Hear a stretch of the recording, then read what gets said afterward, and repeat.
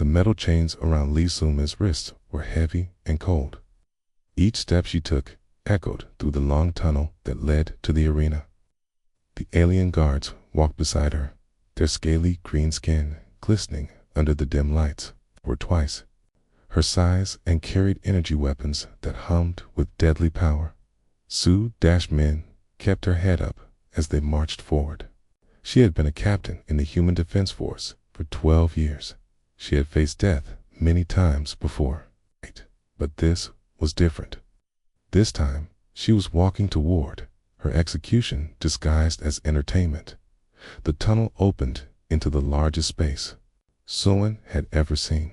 The galactic coliseum stretched out before her like a metal mountain turned inside out. Rows and rows of seats climbed up toward the sky, filled with creatures from across the galaxy. The noise was overwhelming. Thousands of voices mixed together in a sound that felt like standing inside a storm. In the center of it all was the arena floor. It was covered in red sand that had seen too much blood over the years. The walls around the fighting area were smooth metal, 30 feet high, with no way to climb them. Energy barriers flickered at the top, ready to stop anything that might try to escape. Su-Min looked up at the crowd. She had studied many alien species during her years in the military, but seeing them all gathered in one place was something else entirely. The Valak sat in the lower sections, their reptilian bodies gleaming under the arena lights. They were the ones who had captured her ship during what was supposed to be a peaceful diplomatic mission. Higher up were the Thrix, insect-like beings with 4 arms and compound eyes that reflected the light like black mirrors. They clicked and buzzed to each other in their strange language.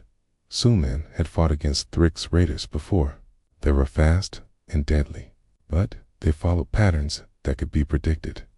The crystalline Zephyrians occupied an entire section near the top of the arena. Their bodies caught the light and threw it back in rainbow patterns. They were beautiful and terrible at the same time. Sumin had heard they could become invisible for short periods, making them perfect assassins. But there were other species, 2 beings she had only seen in military briefings or intelligence reports. Some looked like walking trees with eyes like burning coals. Others were clouds of gas held together by technology she could not understand. The galaxy was vast and full of life, and most of it had come to watch her die. A massive screen above the arena flickered to life. The face that appeared belonged to Grexith, the arena master. He was a Valak, like her captors, but older and covered in scars that told stories of countless battles. His voice boomed across the Colosseum when he spoke. "Citizens of the galaxy," Grexith announced. "Today, we present something special. A human, one of the self-proclaimed warriors from the small, blue world that dares to ask for a place among the civilized species." The crowd roared with laughter and jeers. Smin felt their mockery wash over her like a wave, but she did not let it show on her face. She had learned long ago that showing fear or anger only gave enemies power over you. This human claims to represent a species worthy of respect, Grexith continued. She was captured while trying to spy on our military installations. Today, she will face 3 of our greatest champions. Let us see if human courage matches human arrogance. Somewhere in the city beyond the arena, Kim Taeho crouched in the ruins of an old building.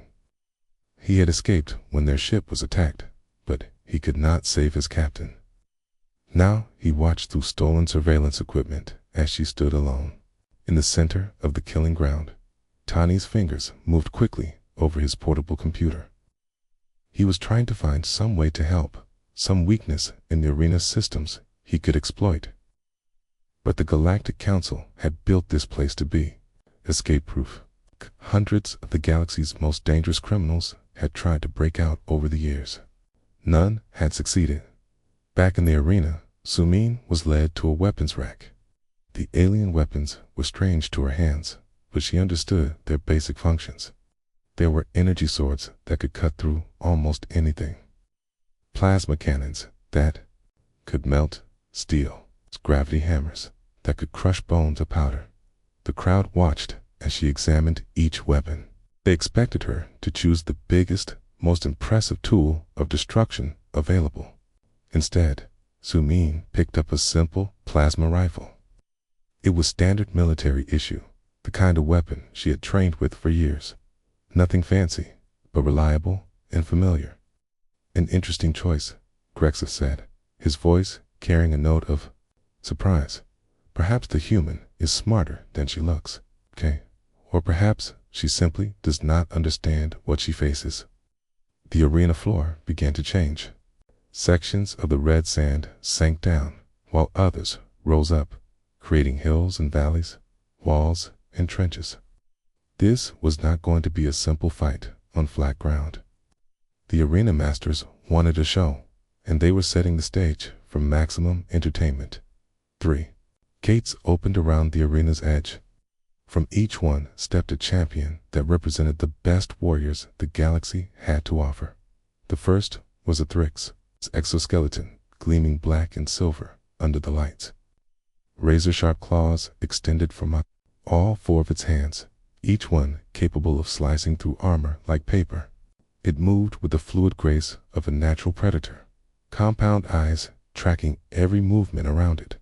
The second champion was a Valak berserker, even larger than the guards who had brought Sumin to the arena. Energy hammers sparked in both of his massive hands, weapons that could shatter stone and bend metal. Scars covered his scaled hide, proof of battle survived and enemies defeated. The third champion made the crowd gasp in appreciation. It was a Zephyrian assassin, its crystalline body shifting between solid and translucent as its natural camouflage abilities activated. In its hands were curved blades that seemed to bend light around them, making them hard to see and impossible to predict. Su-Min stood in the center of the arena as her three opponents took their positions. The plasma rifle felt solid and warm in her hands. She had faced worse odds before, though never quite like this. The key was not to panic, not to let the situation overwhelm her training and experience. The crowd fell silent as Grexith raised his hand. The entertainment was about to begin. Grexith's hand dropped and the arena exploded into chaos. The Thrix champion moved first, its four legs carrying it across the sand with deadly speed. Key's claws clicked against the metal barriers as it used them to change direction, coming at Sumin from an angle she could barely track. The creature's compound eyes never blinked, never lost focus on its target. Sumin raised her plasma rifle and fired. The energy bolt struck the Thrix in the shoulder, spinning it around, but the creature's thick exoskeleton absorbed most of the damage. It hissed in anger and pain, but kept coming. The Valak berserker charged straight forward, his massive feet pounding the sand like thunder. Energy hammers sparked and crackled in his hands as he closed the distance. He was not as fast as the Thrix, but his power was overwhelming. When he swung those hammers, the air itself seemed to split apart. Sumin rolled to her left, barely avoiding the Thrix's slashing claws. She came up firing, but the Valak's hammer smashed into the ground where she had been standing. The impact sent sand flying in all directions and left a crater 3 feet deep. The crowd roared their approval. This was what they had come to see: violence, blood, and the destruction of something they considered weak and inferior. But where was the third champion? Sumin spun around, searching for the Zephyrian assassin. The creature's camouflage ability made it nearly invisible, but she had trained to fight enemies she could not see. She listened for the soft sound of feet on sand, watched for the tiny distortions in the air that might give away its position. A blade whistled past her ear, missing by inches. The Zephyrian had been right behind her, moving in perfect silence. Smin stumbled forward, acting more shaken than she really was. Wanted her enemies to think she was overwhelmed and panicking. The Thrix came at her again, all for claws. Extended. This time, Sumian seemed to react too slowly. The creature's razor-sharp claws raked across her left arm, tearing through her uniform and drawing blood. She cried out and stumbled, her rifle wavering in her grip. The crowd cheered louder. They could smell blood now, and it excited them. Bets were being placed on how long the human would last, how many pieces she would be in when it was over. Sumen fired wildly at the Valak berserker, her shots going wide as if she could not control her weapon properly. The massive alien laughed, a sound like grinding stone, and swung both hammers in a wide arc. The energy fields around the weapons left trails of light in the air. She dove away from the attack, but not quite fast enough. One of the hammers clipped her leg, sending her tumbling across the sand. She lay there for a moment, breathing hard, her rifle half buried in the red dirt. The three champions began to circle her like predators around wounded prey. They had time now. The human was hurt and afraid. They could take their time and put on a good show for the crowd, high above in the stands. Alien voices called out suggestions for how to finish her off. Some wanted it quick and clean. Others preferred something more creative and painful. The betting pools were closing as the odds shifted heavily against the human surviving another minute in his hiding place outside the arena. Kim Taeho watched the screens with growing horror. His captain was taking a beating, and there was nothing he could do to help her. His fingers flew over his computer keyboard, still searching for some weakness in the arena's defenses, but the systems were too well protected. Back on the arena floor, Sumin struggled to her hands and knees. Blood dripped from her injured arm onto the sand. Her leg throbbed where the energy hammer had struck it. She looked up at her three opponents, and they could see fear in her eyes, or so they thought. Valak Berserker stepped closer, raising his hammers for the killing blow. The Thrix chittered with excitement, its claws flaxing as it prepared to strike. The Zephyrian assassin flickered in and out of visibility, positioning itself for the perfect BACKSTAB. Sumin's hand tightened on her rifle. She started to raise it as if making one last desperate attempt to defend herself. The crowd leaned forward in their seats, waiting for the final moment. Then something unexpected happened. Sumin's grip on the rifle loosened. The weapon slipped from her fingers and fell to the sand with a soft thud. She had dropped her weapon. The arena fell silent for a heartbeat. Then the crowd erupted into the loudest cheer yet. The human had given up. She was surrendering. The entertainment was about to reach its climax. The three champions paused, confused by this turn of events. In their cultures, dropping your weapon was a sign of surrender, a request for mercy. But this was the arena. There was no mercy here. The Valak Berserker grinned, showing rows of sharp teeth. He would make this quick, he decided. A single blow from his energy hammers would end it cleanly. The crowd would appreciate the dramatic moment. The Thrix hissed and moved closer, its claws extended. It preferred to take its time to savor the kill. But the moment called for something spectacular. The Zephyrian assassin became fully visible. Its crystalline body catching the arena lights. He got good/cast, its curved blades excited faces. As it stepped forward to claim its share of the victory, Su-Min knelt in the sand, her head bowed, looking defeated and broken. Her rifle lay just out of reach, its barrel half buried in the red dirt. She appeared to be trembling, whether from fear or pain. None of the champions could tell. The crowd began to count down. 10 seconds until the final blow. 9, 8, 7. 3 champions raised their weapons, ready to strike in unison. It would be a moment the galaxy would remember, they thought. The day 3 great warriors destroyed the human pretender who had dared to challenge their superiority. 6, 5. For Soon's head came up slowly. Her eyes met those of each champion in turn. What they saw there made them hesitate for just a fraction of a second. 3, 2, 1. The champions struck downward with all their might, their weapons cutting through the air toward their helpless victim. But Su-Min was no longer where she had been kneeling.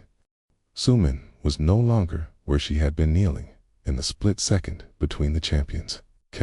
Decision to strike and their weapons reaching the sand, she had moved. Not away from them, but toward them. Her military training had taught her that sometimes the most dangerous place was also the safest one. The Valak Berserker's energy hammers smashed into empty sand, sending up a cloud of red dust. The Thrix's claws scraped against metal as they struck the arena floor. Severian's blades cut through nothing but air. Su-Min rolled between the Valak's massive legs, and came up behind him. Her injured arm might be bleeding, but it still worked. Her hand closed around a piece of metal debris from the hammer strike, a jagged chunk of arena flooring that had been blasted loose before the Valak could turn around. She drove the sharp metal into the soft spot where his thick neck met his shoulder. Alien blood, darker than human blood, sprayed across the sand.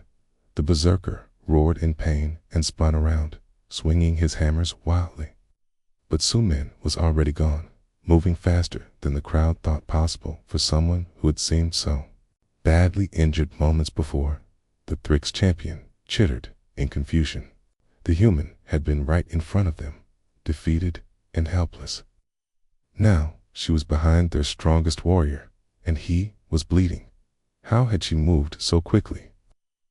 What the aliens did not understand was that humans were built for exactly this kind of fighting. On Earth, Su-Min's ancestors had been persistent hunters.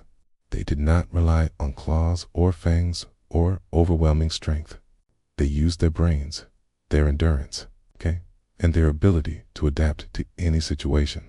The Thrix came at her next, moving in the zigzag pattern that made it so deadly. Its four legs carried it across the uneven arena floor with perfect balance.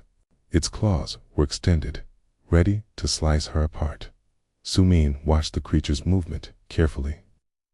Every species had patterns, habits that could be predicted once you understood them. The Thrix always feinted left before attacking right. It always struck with its upper claws first, then followed with the lower ones. When the attack came, Su-Min was ready. She dropped flat as the upper claws swept over her head, then rolled left as the lower claws tried to pin her to the ground. The Thrix's own momentum carried it past her, and for a moment its back was exposed. Su-Min grabbed one of the creature's rear legs and twisted hard. The joint was not designed to bend that way. Something snapped with a wet cracking sound, and the Thrix crashed to the sand, its perfect balance destroyed. The crowd's cheering had changed to confused murmurs. This was not going the way it was supposed to go. The human was supposed to be dead by now. The Zephyrian assassin flickered back into invisibility, citing that stealth was more important than showing off for the crowd. It began to circle around Su-Min, looking for the perfect opportunity to strike. But Su-Min had fought invisible enemies before. During the border wars, she had faced phantom commandos who used advanced camouflage technology. She knew that truly invisible was impossible. There were always signs if you knew how to look for them. She closed her eyes and listened. Feet made almost no sound on the sand, but they did displace tiny grains that fell in a different pattern. Its breathing was so quiet it was barely there, but it was there. Most importantly, its movements created tiny changes in air pressure that she could feel on her skin. The attack came from her right side, a curved blade aimed at her ribs. Su-Min twisted away from the strike and grabbed the Zephyrian's wrist as it became visible for just a moment. The creature was strong, but its crystalline structure was also brittle in certain ways. Su-Min applied pressure to the joint. Where the alien's wrist connected to its hand, Zephyrian's grip loosened, and one of its blades fell to the sand. She snatched it up and spun around, slashing across the creature's midsection before it could turn invisible again. The Zephyrian staggered backward, its camouflage flickering on and off as its concentration broke. Alien blood that looked like liquid starlight dripped onto the arena floor. The Valak berserker had finally stopped the bleeding from his neck wound. He charged at Su Min again, but this time he was more careful. The pain had made him angry, but it had also made him cautious. This human was not what she had seemed to be. Su-Min picked up her discarded plasma rifle as she dodged another hammer strike. The weapon was covered in sand, but it still worked. She fired 3 quick shots at the Valak's knees, aiming for the joints in his leg armor. The energy bolts found their mark. The berserker's left knee buckled, and he fell heavily to the sand. His energy hammers flew from his hands and skittered across the arena floor. Now all 3 champions were wounded and dangerous. The Thrix was trying to stand on 3 legs, hatred burning in its compound eyes. The Zephyrian was partially visible, clutching its wounded midsection. The Valak was on his knees, but still reaching for his weapons. The crowd had gone completely silent. This was not entertainment anymore. This was something else entirely. High above in the stands, alien voices began to whisper. How was this possible? How could one small human defeat 3 of their greatest warriors?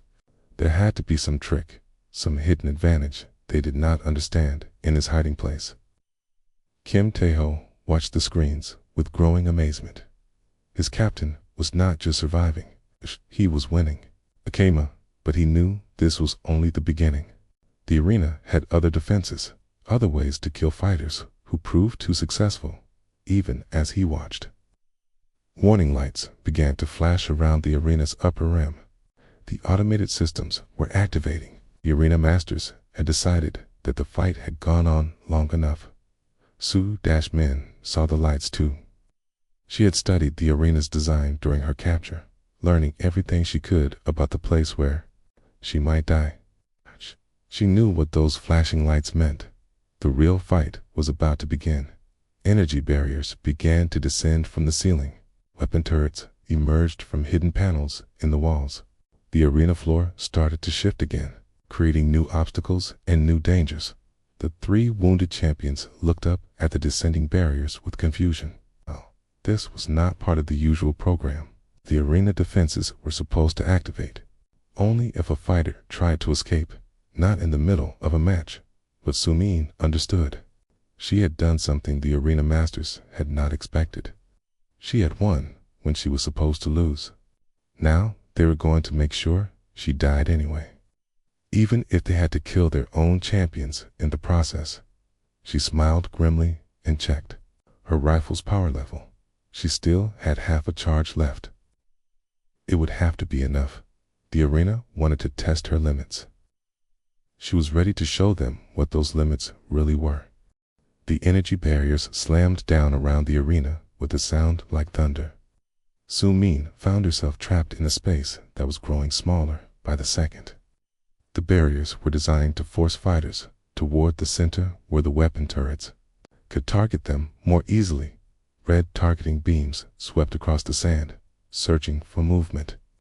When they found the wounded champions, the turrets hesitated. Their programming was confused. The champions were supposed to be the winners, not targets, but Su Min was moving before the turrets could lock onto her. She had spent 12 years in the military, and half of those had been in active combat zones. Automated defense systems were nothing new to her. The first turret fired a plasma bolt that melted sand into glass where she had been standing. She rolled behind a piece of debris from the arena floor, using it as cover while she studied the turret's movement pattern. All machines had patterns. They followed their programming, which meant they could be predicted. Akira swept left, then right, then paused for 2 seconds to recharge. During that pause, it was vulnerable. Su-Min waited for the pause, then fired her rifle. The plasma bolt struck the turret's sensor array, blinding it.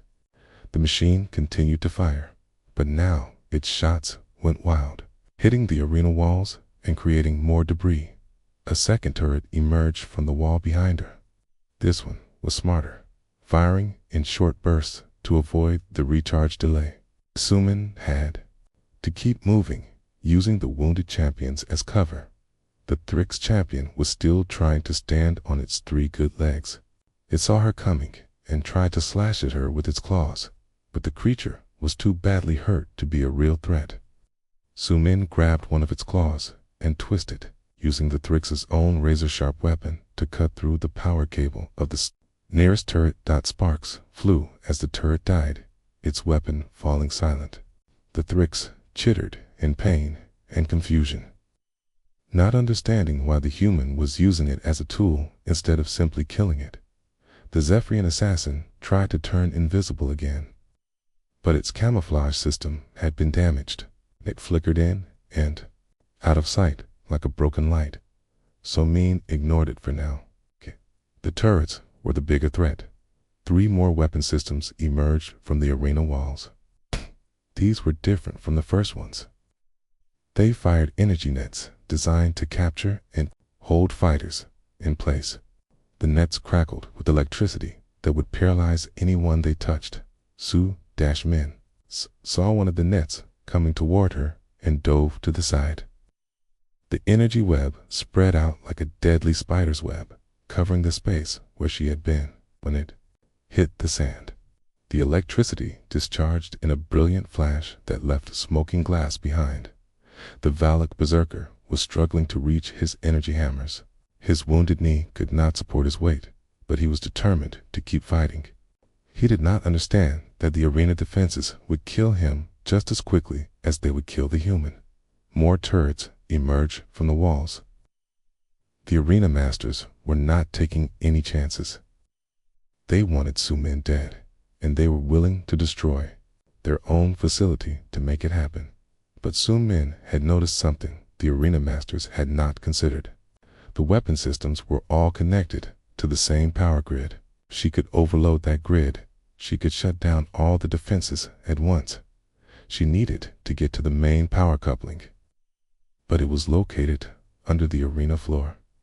The only way to reach it was through the maintenance tunnels that ran beneath the fighting area. Su-Min grabbed one of the Valak's fallen energy hammers. The weapon was heavy in her hands, designed for someone much larger and stronger than her, but she did not need to swing it like a weapon. She needed to use it like a tool. She brought the hammer down on the arena floor with all her strength.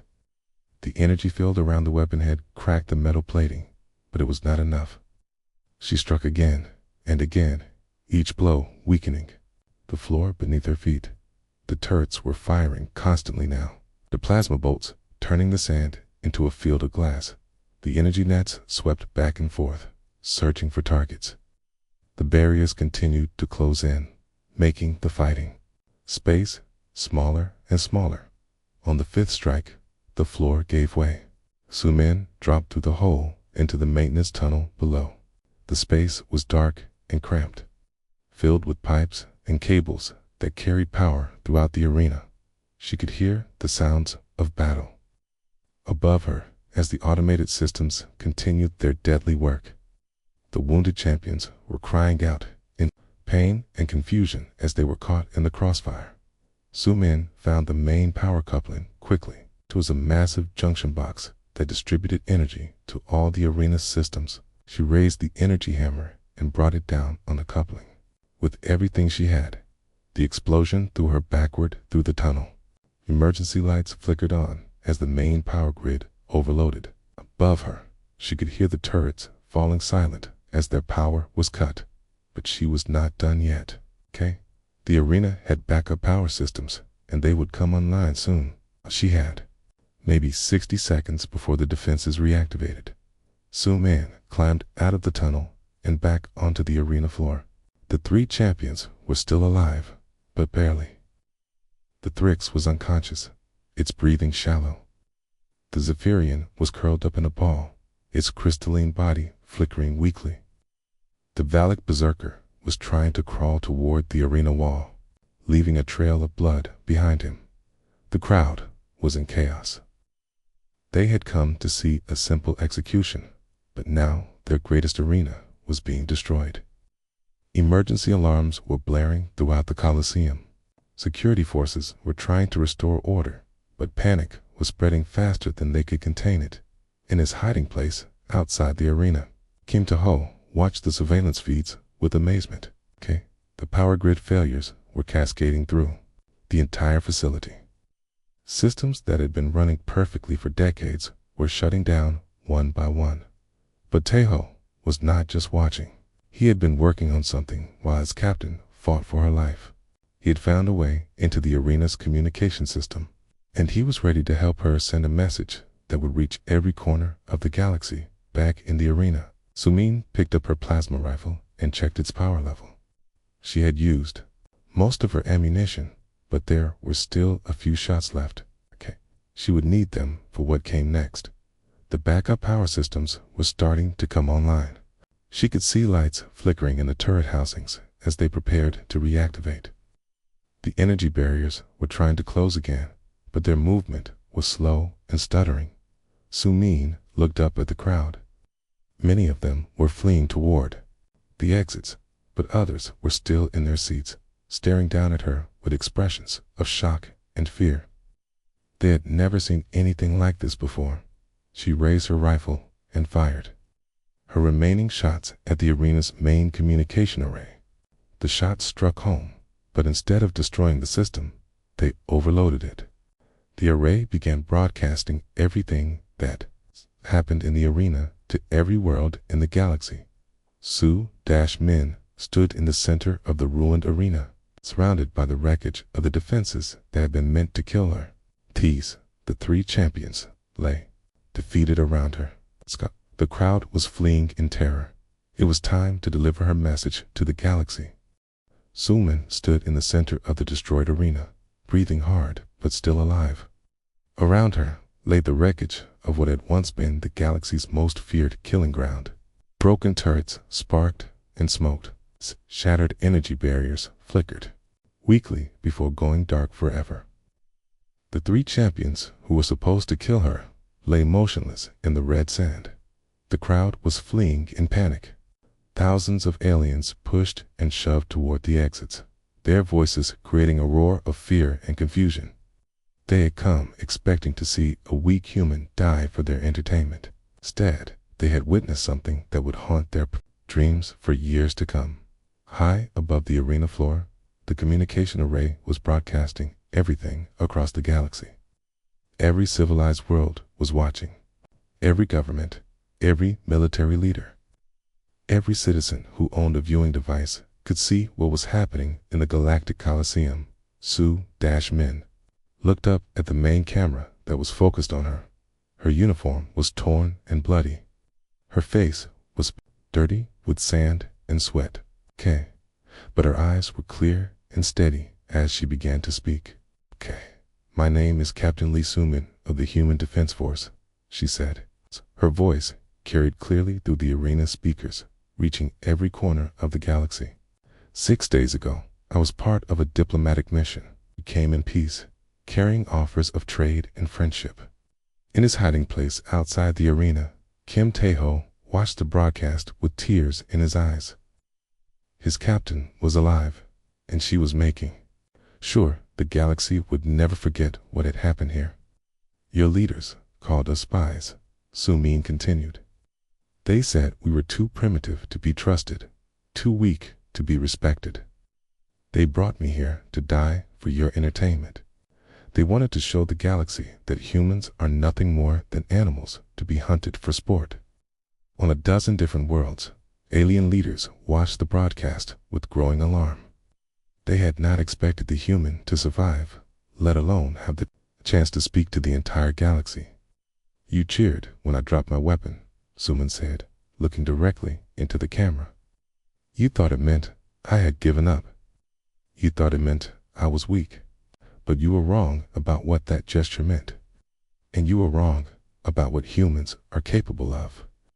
She walked slowly across the arena floor, her footsteps echoing in the sudden silence. The few aliens who had not fled yet watched her with a mixture of fear and fascination. On my world, we have a saying, Soon continued. The most dangerous animal is the one that you corner with no way out. Thought you had cornered me. You thought you had taken away all my options. But humans do not give up when they are cornered. We adapt. We survive. We overcome. Okay? New sound filled the arena.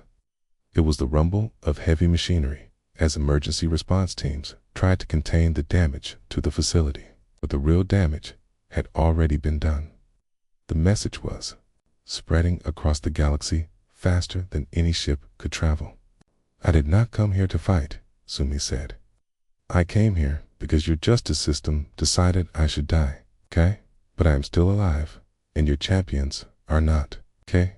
Your arena is broken, and your certainty about human weakness is broken with it, okay? Stopped walking and faced the camera directly. When she spoke again, her voice was calm, but carried an edge that made even the fleeing aliens pause to listen. I want you to understand something very clearly, she said. This was not revenge. This was not anger.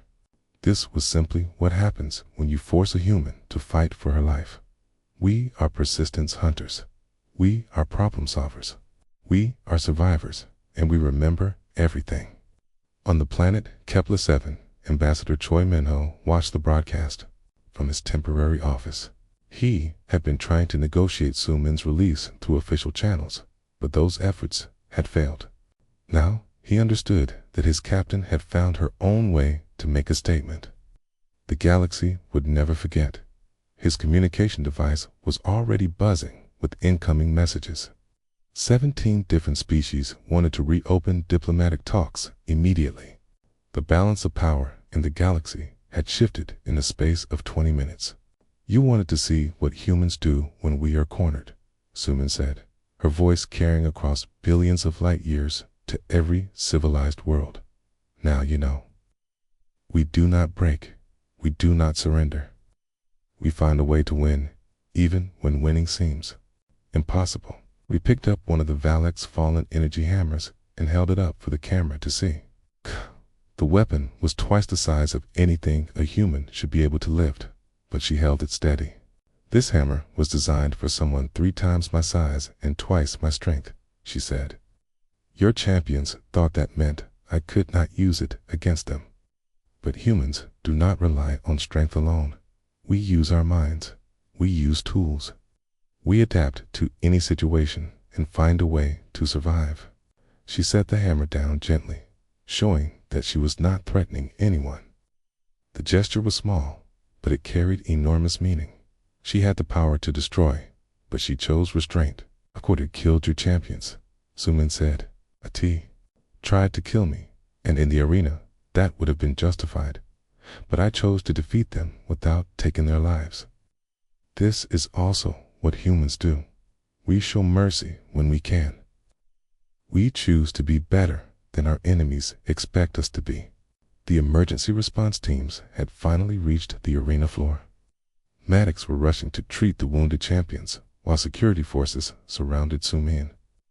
But none of them moved to stop her from speaking. They knew the galaxy was watching. A key. In 14 seconds, I went from being your victim to being your teacher, Su Min said. I have taught you that human weakness is an illusion. I have taught you that human determination is real. And I have taught you that when you attack one human, you challenge all humans. She looked up at the few aliens still watching from the stands. Her expression was not angry or threatening. It was simply confident. Humanity asked for peace, she said.